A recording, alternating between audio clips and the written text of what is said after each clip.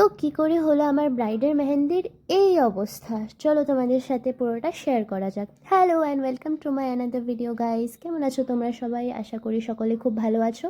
তো ব্রাইডের লোকেশনটা আমার ঘরের থেকে বেশি দূর না হওয়ার কারণে আমি টাইম মতো ব্রাইডের লোকেশনে পৌঁছে যাই।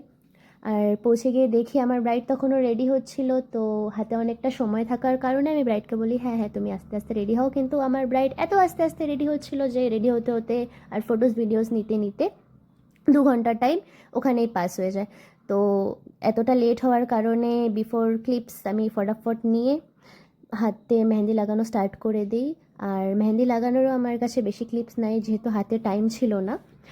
তো ফ্রন্ট পার্টের মেহেন্দিটা কিছুটা এরকমভাবে লাগিয়েছিলাম। ব্রাইডের কোনো ডিমান্ড ছিল না, তো পুরোটাই আমার ইচ্ছেতে করা কাজ। তো ফ্রন্ট পার্টটা কমপ্লিট হওয়ার পর আমি ব্রাইডকে বলি তুমি রেস্ট করো, কিন্তু আমার ব্রাইড ডান্স করতে চলে যায়। আর ডান্স করে আসার পর কিছুটা এরকম অবস্থা ব্রাইডের।